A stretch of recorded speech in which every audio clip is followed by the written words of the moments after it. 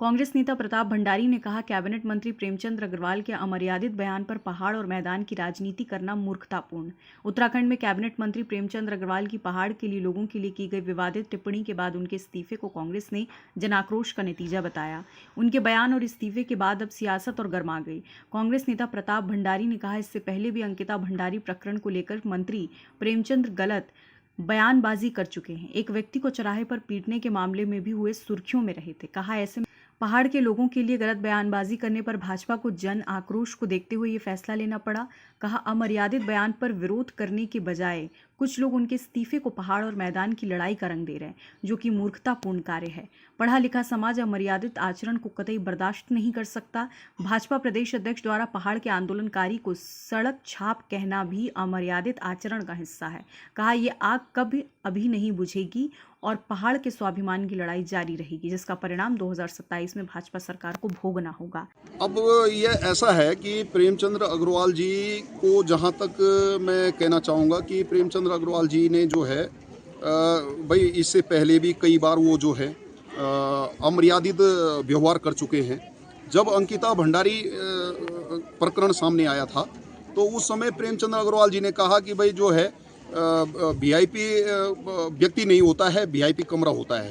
तो ये प्रेमचंद अग्रवाल जी कई बार और भी कई चीज़ें, जैसे सुरेंद्र नेगी को उन्होंने चौराहे पे पीटने का काम किया। उसके बाद जो है विधानसभा सत्र के दौरान उन्होंने किस तरह से अमर्यादित भाषा का प्रयोग किया है।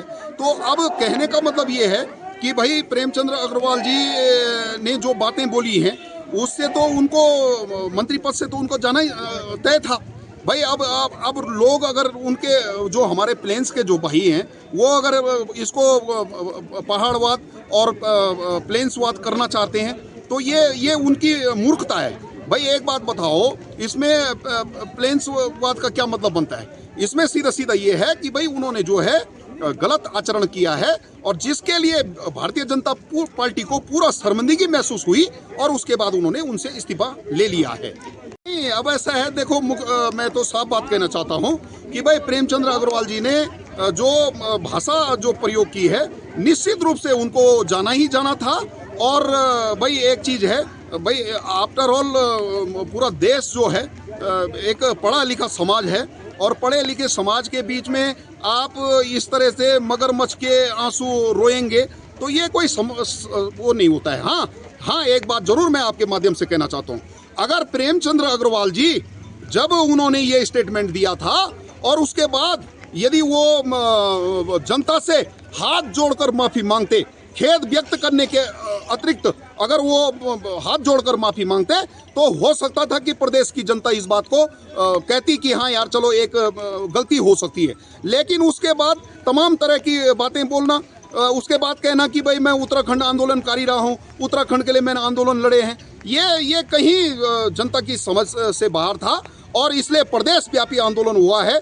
और उसमें अभी तो बहुत सारे लोगों को इसमें लाइन हाजिर होना पड़ेगा। जैसे कि इसमें हमारे प्रदेश अध्यक्ष हैं, उन्होंने हमारे आंदोलनकारियों को कहा है कि वो जो है सड़क छाप हैं। तो इसमें अभी तो बहुत सारी चीज़, ये आग जो है अभी बुझने वाली नहीं है और ये आग जलती रहेगी और आने वाले 2027 के चुनाव में इस सरकार को, पूरी सरकार को यहाँ से प्रदेश से हटाएंगे। ये इस संकल्प के साथ हम आगे बढ़ेंगे।